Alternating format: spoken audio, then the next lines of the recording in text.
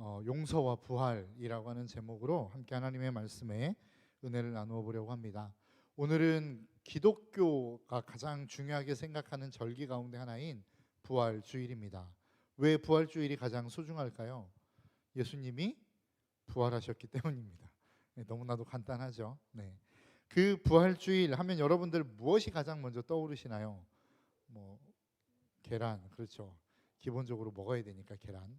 네, 계란이 생각나기도 하고, 어떤 사람들은 뭐 흰 소복을 이야기하시는 분들도 있더라고요. 흰 소복이 가장 먼저 생각납니다. 또 어떤 분들은 막 그 무덤에 번개가 팡 치면서 막 예수님이 살아나오시는 막 이런 이미지가 생각납니다. 뭐 이런 분들도 있는 것 같아요. 그런데 성경이 이야기하는 부활이라고 하는 것은 한 단어로 요약하자고 한다면 소망이라고 이야기할 수 있습니다. 소망 없는 인간이 하나님의 그 부활로 말미암아 소망을 가질 수 있고 은혜를 누릴 수 있는 것, 이게 부활이 우리에게 주는 가장 근본되고 중요한 메시지다라고 하는 것이죠. 근데 여러분 한번 생각해 보십시오. 정말로 예수 그리스도의 부활이 여러분들의 삶의 소망이 되십니까? 예수님이 부활하셨다라는 그 부활의 사건이 정말로 나에게 있어서는 살아갈 소망이야, 내가 이 땅에 살아가야 될 이유인 거야 라고 하는 그런 생각이 여러분 드시나요? 별로 그런 생각이 안 들죠. 왜 그렇습니까? 소망이라고 하는 것 자체가 나 자신에게 있다라고 생각하기 때문에 그렇습니다. 그러니까 내가 열심히 하면, 내가 최선을 다하면, 내가 마음만 먹으면 나에게도 소망이 있어 라고 하는 생각이 있기 때문에 사실 우리는 그 예수 그리스도의 부활, 그 소망이 우리의 인생에 있어서의 절대적인 소망입니다 라고 하는 이야기가 우리의 마음 가운데는 잘 와닿지 않는 겁니다. 그러니까 다른 말로 표현하자고 한다면 우리는 우리 스스로를 너무 과신하는 경향이 있습니다. 너무 많이 믿습니다. 대단한 것으로 평가하는 것 같습니다. 왜냐하면 성경이 말하고 있는 인간은 그렇지 않기 때문에 그렇습니다. 노력해서 무엇인가가 변화될 수 있는 존재가 아니고, 노력해서 어떠한 구원을 얻을 수 있을 만한 조건을 갖출 수 있는 존재가 아니라고 성경은 우리에게 말씀하고 있기 때문에 그렇습니다. 가장 근본적으로 가장 우리가 잘 알 수 있는 대표적인 예가 뭐가 있을까요? 자신을 과시하고 있는, 자신을 과하도 평가하고 있는 가장 대표적인 예를 들자고 한다면 저는 결단이라고 이야기하고 싶습니다. 우리가 보통 예배를 드리고 나면 무엇을 결단하시겠습니까? 뭐 이렇게 물어보지 않습니까? 그런데 그 자체가 우리 스스로를 굉장히 과대평가하는 하나의 요소라는 겁니다. 여러분, 결단이 뭐죠? 내가 어떤 목표를 정해서 그것을 이룰 수 있도록 실행하겠다라고 하는 의지를 보여주는 것이고, 그것을 입 밖으로 내는 것이 결단입니다. 뭐 이렇게 이야기하면 저하고 함께 뭐 제자 훈련을 받았든지 리더 모임을 했던 청년들은 그렇게 질문할 수 있을지 모르겠습니다. 목사님 결단하려면서요. 그렇죠? 제가 맨날 결단을 이야기하지 않습니까? 마지막 제자 훈련을 하면서 맨 마지막에 과정이 뭐냐면 결단입니다. 당신은 한 주 동안 어떤 삶을 사시겠습니까? 어떤 결단을 하시겠습니까? 라고 질문하거든요. 그럼 사실 이 결단에 대해서 물어보는 것 자체가 과한 거라고 한다면, 자신에 대한 과대평가라고 한다면 이 결단을 물어봐서는 안 되는데 자꾸 결단을 묻는단 말이죠. 여러분들 셀 모임 할 때도 셀 리더들이 여러분들에게 질문하죠. 한 주 동안 여러분 뭘 결단하시겠습니까? 왜 질문할까요? 제가 시켰으니까. 제가 시켰으니까 질문하는 거거든요. 그러니까 그것을 놓고 보면 이 결단이 자신을 과대평가하는 거라고 할 수 없을 것 같습니다. 그런데 왜 제가 이 말씀을 드리냐면, 과대평가라고 하는 것, 결단이 우리의 인생에 있어서 과대평가라고 하는 것, 내 자신에 대한 과대평가라고 하는 것은 그 결단을 이루는 주체를 누구로 생각하느냐에 따라 달려 있습니다. 우리가 무엇인가를 결단합니다. 하나님, 내가 이 말씀을 듣고 일주일 동안 이렇게 살기로 결단하겠습니다 라고 결단하지 않습니까? 그러면 어떤 분들은 그렇게 생각해요. 내가 내 의지를 가지고 열심히 하면 이 결단을 이룰 수 있어 라고 생각한단 말이죠. 그런데 여러분 한번 생각해 보십시오. 여러분들이 그렇게 결단한 결단들이 다 이루어지던가요? 여러분들이 수없이 많이 예배를 드리고 말씀을 들으면서 결단한 것들이 여러분들의 삶 가운데 다 이루어지더냐라고 하는 거예요. 잘 안 되지 않습니까? 저도 마찬가지입니다. 저는 목회자지 않습니까? 목회자로서 예배를 제가 몇 번 드리나 함께 결단하겠습니다 라고 결단한단 말이에요. 일주일에 11번. 그러면 이 모든 결단들이 제 삶 가운데 다 이루어졌다면 어떻게 됐겠습니까? 저는 이미 예수님이 돼 있겠죠. 저는 예수가 되어 있을 겁니다. 뭐 누군가의 뭐 터치를 받지 않아도 될 만한 굉장한 성자가 되어 있을 거란 말이에요. 그런데 이 모양 이 꼴로 사는 이유가 뭐예요? 그 결단이 이루어지지 않았기 때문이란 거예요. 그러니까 다른 말로 이야기하면 결국은 결단은 언젠가는 무너지게 돼 있다는 거예요. 안 된다는 거예요. 내 힘으로 할 수 없다는 겁니다. 그런데 또 그렇게 얘기하면 그렇게 이야기하시는 분들이 있어요. 어떤 사람은 의지가 막 정말로 강해서 자기가 결단한다라고 이야기하는 것들을 꼭 지키는 사람들이 있습니다라고 이야기해요. 그런데 여러분 한번 생각해 보십시오. 정말로 의지가 대단해서 그 결단을 지켰다고 여러분 한번 가정해 봅시다. 그러면 그런 사람은 어떤 삶을 살아가나요? 아, 내가 정말로 이 결단을 지켰으니 하나님 앞에서 저는 그래도 여전히 부족한 존재입니다. 나는 하나님이 필요합니다라고 이야기하던가요? 자기의 의지가 강한 사람이면 강한 사람일수록 다른 사람에 대한 비판과 정죄가 강합니다. 왜요? 나는 하는데 너는 안 되는 게 이해가 안 되거든요. 그러니까 이 결단이 이루어졌다고 해도 자신의 정말로 강력한 의지로 말미암아 이 결단을 이루어냈다 할지라도 그게 하나님이 원하시는 삶이 아니라는 거예요. 이게 무엇을 이야기하고 싶은 거냐면 우리의 인생이 그렇다는 겁니다. 우리의 삶이 그렇다는 거예요. 우리의 삶은 언제나 늘 한계를 가지고 있고 부족함을 가지고 있고 그 어떠한 순간에서도 어떠한 소망도 찾을 수 없는 존재가 인간이라는 거예요. 그래서 하나님은 우리에게 예수 그리스도를 보내셨고 그 예수 그리스도를 통해서 우리에게 진짜 소망이 무엇인지를 가르쳐주고 싶으신 것이다 라고 하는 것입니다. 그래서 정말로 인생에 있어서의 참 소망, 참 비전, 참 목표를 가지고 살아가고 싶은 사람이 있다고 한다면 그 사람은 반드시 예수 그리스도를 만나야 된다라고 하는 것입니다. 그래서 우리는 여러분들에게 말씀드린 것처럼 앞에서 여러분들에게 말씀드린 것처럼 우리는 우리 스스로를 과신해서는 안 됩니다. 나에게 소망이 있다라고 착각해서는 안 됩니다. 내가 열심히 노력하면 소망이 있을 수도 있고 내가 최선을 다해 살면 무엇인가 하나님께 영광이 될 수 있다라고 하는 이 소망을 우리는 버릴 수 있어야 된다는 거예요. 거기에서부터 우리의 삶의 참 신앙생활이 시작되어진다는 것입니다. 그렇다고 한다면 우리가 한번 생각해 봐야 되는 것들이 있을 겁니다. 인간이 이렇게 이러한 존재가 된 아무런 소망도 없는 존재가 되어진 이유가 무엇일까요? 뭐 다른 이유 있겠습니까? 죄 때문이죠. 죄 때문에 인간은 아무런 소망 없는 존재가 되어버린 것입니다. 그런데 하나님이 그 인간 가운데 오셔서 우리에게 부활이라고 하는 것들을 보여주시고 참 생명과 소망을 주셨다라고 하는 것입니다. 그런데 오늘 본문에서 바울은 그 예수 그리스도의 부활이 무엇과 연결되어져 있다라고 말씀하고 있냐면 우리의 죄 용서와 연결되어져 있다라고 말씀하고 있어요. 오늘 본문 17절의 말씀입니다.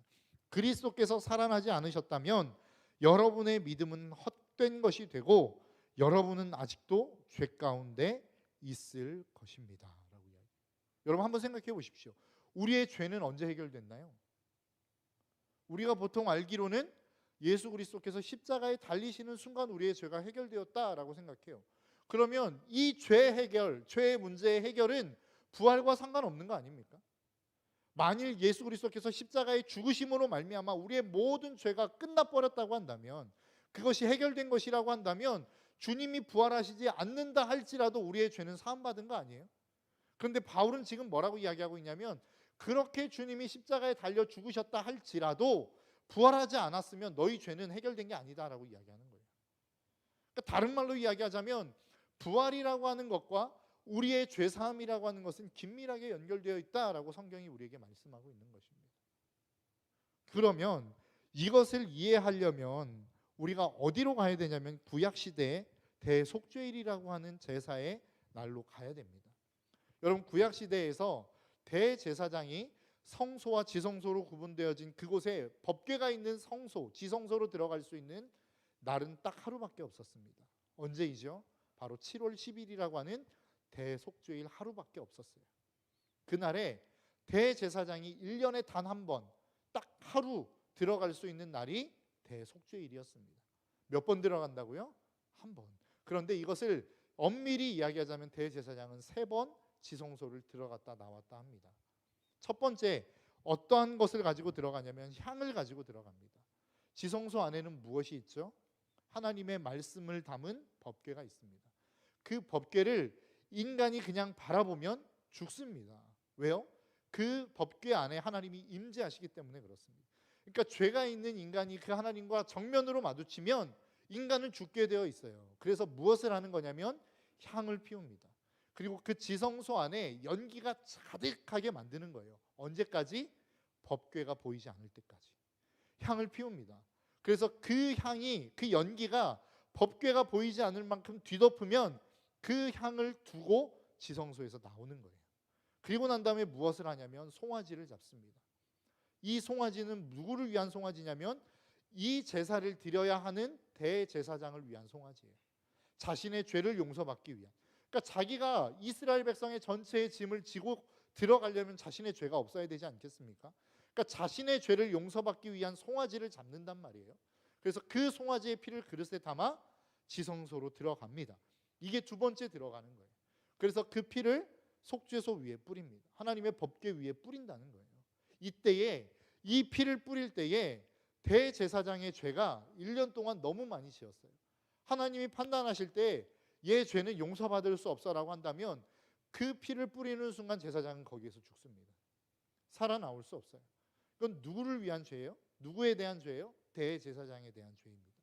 그런데 만일 대제사장이 피를 뿌리고 난 다음에 이 제사의 모든 행사를 딱 마무리 짓고 살아서 그 지성소에서 나왔다고 한다면 무엇을 의미할까요? 대제사장의 죄는 용서받았다라고 하는 것을 의미하는 겁니다. 하늘에서 어떤 음성이 들리지 않아도, 하늘에서 어떤 현상이 일어나지 않아도 그냥 대제사장이 살아나온 그 자체만으로 대제사장의 죄는 용서받았다라고 하는 거예요. 그 다음에 세 번째 들어갈 때는 어떻게 합니까? 염소 2마리를 선택하는 거예요. 그래서 한 마리는 안수해서 광야로 보냅니다. 한 마리는 안수하고 잡아요. 그리고 그 염소의 피를 담아서 똑같이 지성소로 들어갑니다. 세 번째. 근데 이때에는 누구의 죄를 가지고 들어가는 거예요? 이스라엘 전체의 죄를 가지고 들어가는 겁니다. 대제사장이 이 염소의 피에 이스라엘 전체의 죄를 담아 지성소로 들어가는 거예요. 동일하게 그 속죄소 위에 피를 뿌립니다. 그런데 하나님이 판단하실 때에 동일하게 이스라엘 죄 안 되겠어, 1년 동안 너무 많은 죄를 지었어 라고 한다면 이 제사장은 그 자리에서 죽습니다. 자신의 죄 때문이 아니라 이스라엘 백성의 죄 때문에 죽는 거란 말이에요. 그런데 그 피를 뿌리고 그 모든 제사의 행위를 다 하고 난 다음에 지성소에서 살아 걸어 나왔다라고 하는 순간 그것은 뭐가 됩니까? 이스라엘에 대한 하나님의 용서의 선포인 거예요. 아무런 하나님의 음성이 들리지 않아도, 그 어떠한 세상에서의 밖에서의 환상이 보이지 않는다 할지라도, 구름이 덮고 불기둥이 덮는 이러한 하나님의 초자연적인 역사가 일어나지 않는다 할지라도 대제사장이 그 지성소에서 살아나옴으로 말미암아 이미 하나님은 그들에게 용서를 선포하시는 거란 말이에요. 지금 오늘 본문에서 이야기하고 있는 그 바울이 이야기하고 있는 그것을 의미하는 것입니다. 예수 그리스도의 부활, 자신이 대제사장이 되어 십자가의 사건으로 말미암아 지성소에 들어가셨다는 거예요. 피 뿌리시는 사건들이 일어났다는 겁니다. 그런데 거기에서 예수 그리스도가 살아나오지 못했다면 뭐예요? 우리는 그 어떠한 음성이 들리지 않았다 할지라도, 하늘로부터 어떠한 현상이 나타나지 않는다 할지라도 우리는 하나님으로 말미암아 죄사함을 받지 못했다라고 하는 것을 의미하는 거예요. 그런데 예수 그리스도께서 십자가에 달려 죽으시고 그 모든 제사의 행위를 자신의 몸을 들여 행하셨고, 그리고 난 다음에 그 모든 부활, 마지막에 부활로 그 주님이 그 지성소로부터 살아나오셨다라고 하는 것은 뭐예요? 하나님이 우리에게 다른 이야기 하지 않아도, 우리는 보통 그런 것들을 꿈꾸지 않습니까? 현우가 너의 죄가 용서되었다, 뭐 이런 것들을 우리는 꿈꾸잖아요.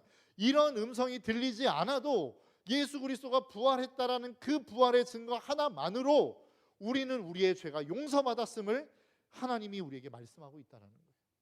사도 바울이 지금 17절에서 이야기하고 있는 게 바로 그거라는 것입니다. 여러분들의 인생 가운데 수많은 하나님의 음성을 듣기를 원하시죠. 하나님의 환상을 보여주기를 원하시죠. 하나님이 여러분들의 삶 가운데 찾아오셔서 무엇인가 더 확실한 증거, 환상, 음성, 아니면 다른 사람의 어떤 무엇인가를 통해서라도 우리에게 확실한 증거를 우리는 보여주기를 원해요. 그런데 주님이 이야기하는 게 뭐예요?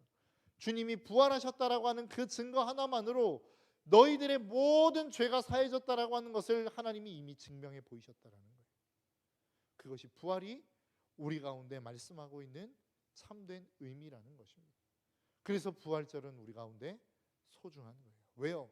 우리의 용서, 하나님을 향한 회복, 그 하나님을 향한 화해가 이미 선포되어지는 날이기 때문에 그렇습니다. 저와 여러분들의 삶 가운데 이 부활의 기쁨이 풍성하게 넘쳐나시기를 주님의 이름으로 축복합니다. 그래서 그 부활이 우리에게 참 소망이 되는 것입니다. 죄 용서받았다라고 하는 하나님의 확증이기 때문에 그 부활은 우리의 삶 가운데 소망이 되는 것이요 희망이 되는 것이란 말이에요. 그러면 그 부활의 주님이 왜 우리가 살아가고 있는 이 현재의 삶 가운데 죄를 용서받은 것을 뛰어넘어 우리의 인생 속에 어떠한 유익을 주느냐라고 하는 것이죠. 첫 번째로 그 주님은 살아나셨습니다. 다른 말로 이야기하면 그 주님이 죽어있는 하나님이 아니라는 거예요. 우리의 인생 속에 아무런 관여도 할 수 없는 주님이 아니라는 겁니다. 그 주님은 여전히 지금도 살아계셔서 우리의 삶을 지켜보고 계시고 지켜보는 것으로 끝나는 것이 아니라 그 우리의 인생을 책임지시는 보호의 역할들을 감당하고 있다는 것입니다. 여러분, 우리가 하나님을 바라볼 때 여러분 어떤 생각이 드시나요? 하나님 하면 여러분 어떤 생각이 드시나요? 보통 이렇게 아버지에 대한 오해와 상처를 가지고 있는 많은 사람들은 하나님 아버지 하면 별로 그렇게 좋은 이미지가 떠오르지 않는 것 같아요. 사실은 저도 그랬거든요. 그렇기 때문에 사실 하나님에 대하여 온전한 생각을 가지고 있는 사람들이 많지 않은 것 같습니다. 왜요? 이 땅을 살아가고 있는 우리의 삶의 모습 때문에 하나님이 잘못 비추어지는 경향들이 많기 때문에 그렇습니다. 그래서 하나님 하면 우리가 정말로 그 사랑하는 하나님에 대한 이미지가 아니라 무엇인가 나를 굉장히 강압하게 바라보시는 분인 것 같고 나에게 무엇인가를 강요하시는 분으로 생각되어지는 경우들이 많은 것 같아요. 무엇인가 나를 지켜보고는 있는데 내 삶을 책임져 주시지 않는 하나님, 그런 하나님으로 바라보는 경우들도 많은 것 같습니다. 야, 너 힘들지? 계속 힘들게 살아. 메롱 이런 하나님처럼 느껴지는 경우들도 있는 것 같더라는 거예요. 그런데 사실 그렇지 않습니다. 하나님이 우리를 향한 사랑이라고 이야기하지 않습니까? 그 하나님은 우리를 사랑한다라고 이야기하지 않습니까? 그 하나님이 우리를 사랑하는 그 하나님이 살아계시다라는 거예요. 그것만으로도 우리의 인생 가운데 소망이 될 수 있는 것 아니겠습니까? 그 주님이 살아계신 그 주님이 우리를 사랑하신대요. 그러면 우리의 인생은 그 주님으로 말미암아 소망을 가져야 되는 게 맞는 것 아니더냐라고 하는 거예요. 어떠한 어려움 속에서도 어떠한 환경 속에서도 어떠한 고통 속에서도 그 주님을 바라보며 일어설 수 있는 것이 우리의 삶이 되어야 된다는 거예요. 왜요? 그 부활의 주님, 살아계신 주님이 우리의 삶과 함께하고 계시고 우리의 삶을 지켜보고 계시기 때문에 그렇다라는 것입니다. 저와 여러분들의 삶 속에 이 부활의 주님이 저와 여러분들의 삶에 늘 함께하시는 주님으로 경험되어지시기를 주님의 이름으로 축복합니다. 또 한 가지, 그 주님이 우리에게 부활의 주님으로 살아계시다라고 하는 것이 우리에게 어떠한 유익을 줄 수 있느냐? 그것은 우리의 삶의 어떤 문제도 우리는 뛰어넘을 수 있는 존재가 되었다라고 하는 것을 의미합니다. 주님이 무엇으로부터 부활하셨나요? 죽음으로부터 부활하셨죠. 여러분, 인생에 있어서 가장 절망적인 상황이 어떤 상황이에요? 죽음 아닙니까?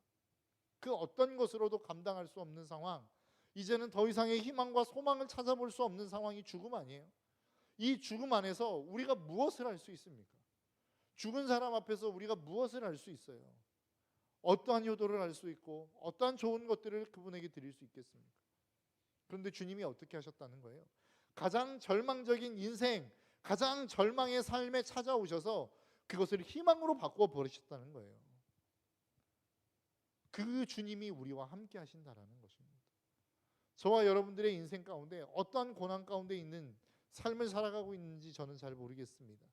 그러나 그 어떠한 고난 중에 있다 할지라도 하나님은 그것을 선으로 바꾸실 수 있는 주님이시라고 하는 것들을 저와 여러분들이 잊지 않으셨으면 좋겠어요. 그런데 우리가 이 이야기를 하면 우리가 오해하는 것들이 있는 것 같습니다. 하나님이 우리의 모든 삶을 선으로 바꾸신다라고 하면 우리의 환경을 바꾸신다라고 하는 것들로 우리는 생각하는 경향이 큰 것 같습니다.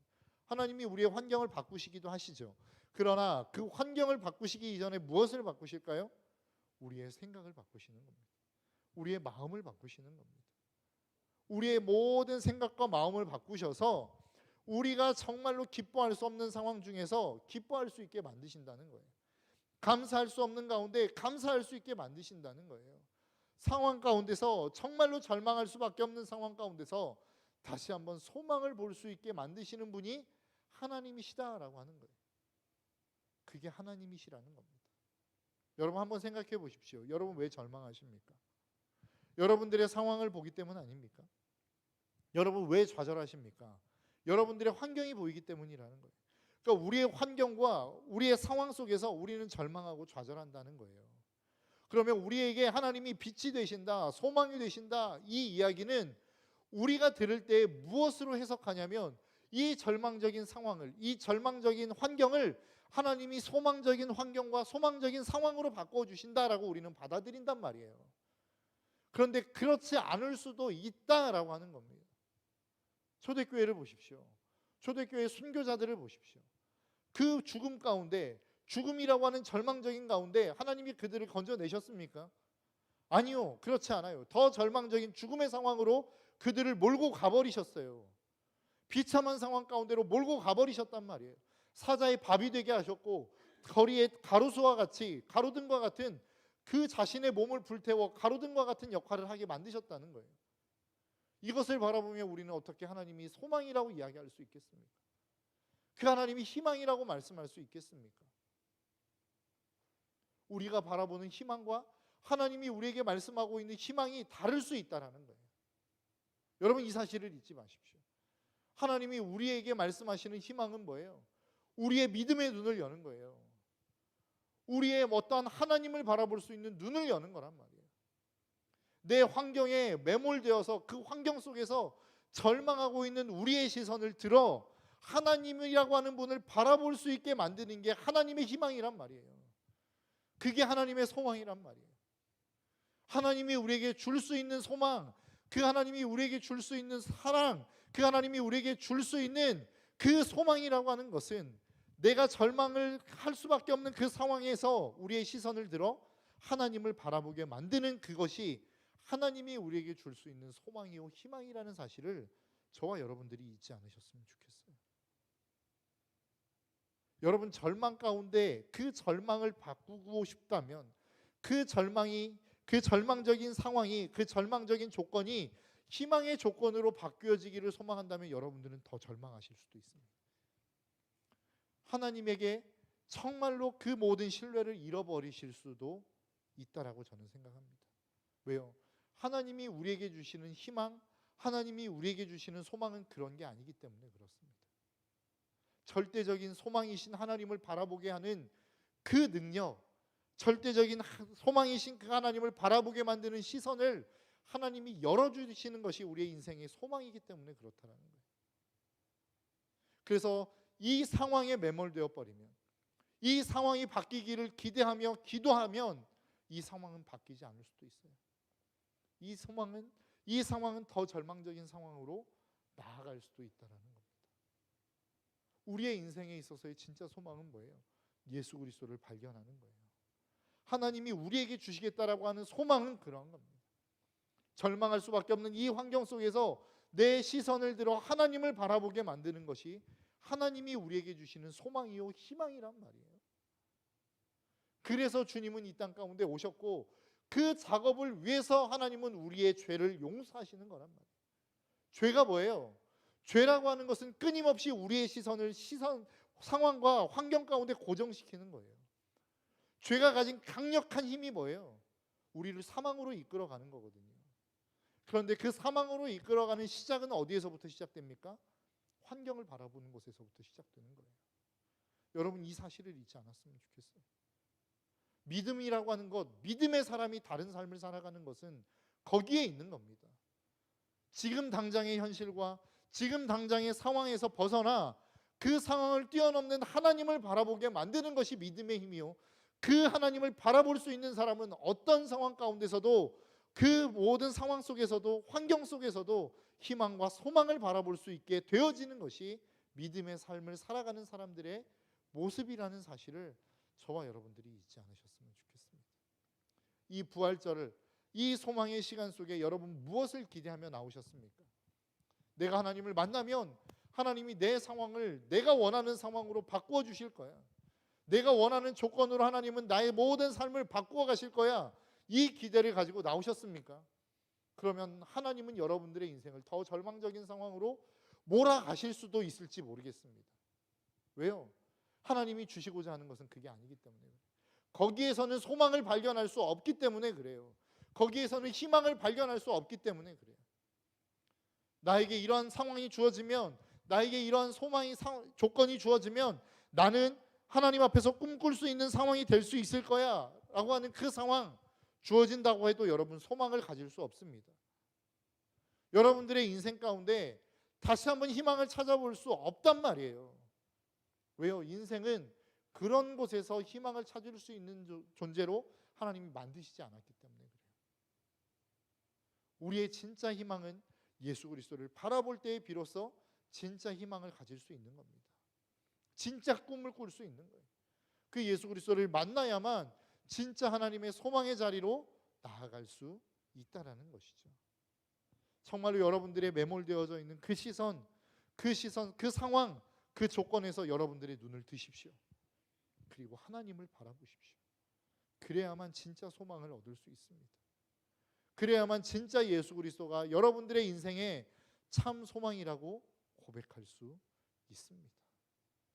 여전히 하나님을 믿는다라고 이야기하면서 상황과 환경에 여러분들의 마음이 집중되어 있다면 여러분들은 진짜 소망이 무엇인지 모르고 살아갈 수 있음을 여러분 잊지 않으셨으면 좋겠어요. 진짜 소망은 예수 그리스도를 바라보는 것입니다. 환경에서, 상황에서 여러분들의 눈을 들어 주님을 바라보는 것입니다. 이게 소망입니다. 이게 부활입니다. 부활을 통해서 하나님이 우리에게 주시고자 하는 진짜 선물이 그러한 것이라는 거예요. 저와 여러분들이 이 사실을 잊지 않고 날마다 여러분들의 눈을 들어 주님을 바라볼 수 있는 저와 여러분들의 삶이 될 수 있기를 주님의 이름으로 축복합니다.